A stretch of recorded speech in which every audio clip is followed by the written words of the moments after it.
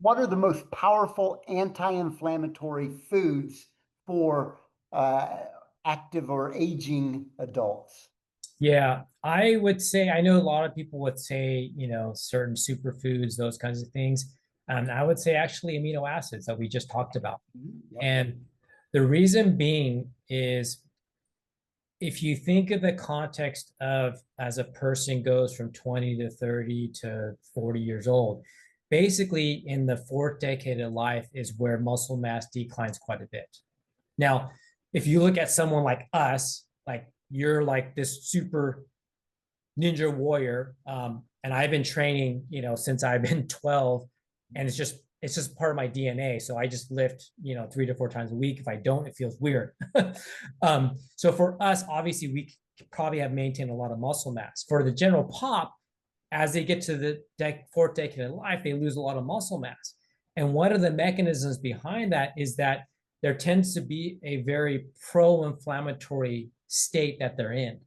So what ends up happening is basically you have these pro-inflammatory cytokines like tumor necrosis factor alpha, interleukin 6. And basically, when they run amok in the body and they have inflammation for various reasons, and that goes way beyond what we're talking about, but we know that there's a lot of pro-inflammatory cytokines running around.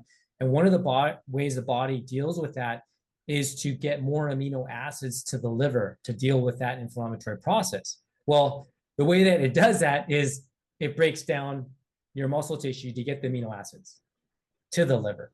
So then now we get this vicious cycle of pro-inflammatory environment, muscle tissue breakdown. So now you have a loss of muscle mass. So really one way to counteract that is to increase your protein intake, which increases your amino acids. So I would say that's where it can be quite powerful. I've even had some people use it pre-surgical, post-surgical, because obviously they're in a very catabolic state when they're getting surgery, that kind of thing. Um, Obviously, one of the big powerful ones is fish oil, because we just know that one of the omega-3s called EPA, it's short for eicosapentaenoic acid. And basically that has been shown to decrease TNF alpha, IL-6, a lot of the pro-inflammatory cytokines. So to eat a good amount of fish is really important for that, and good high quality fish. And then the other thing that I would say is veggies are really, really important. Now, obviously there's phytonutrients in vegetables, vitamin and minerals, but one of the routes of what you alluded to as the gut health and brain function is that fiber is basically made up of two types of fiber. So one, you have the insoluble fiber, which is, if you think about Metamucil, you drink the concoction, it's fiber that helps you to poop. So that's something your body physically can't break down.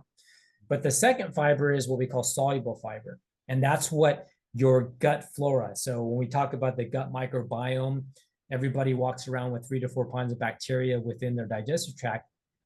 And those gut flora, they feed on the soluble fiber.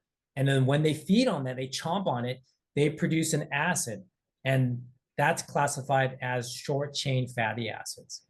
And basically there's acetate, there's propionate, and the one that's really talked about in the literature is called butyrate. And it has very far-reaching effects. Some research is showing a tremendous amount of affecting satiety. So obviously the whole GLP-1 agonists of Wegovy and all those other things that people are injecting, you can get that from obviously the fiber you're consuming. But what's really, really cool is that even there's literature showing that the short chain fatty acids modulate inflammation as far as controlling leaky gut, but also healing your brain.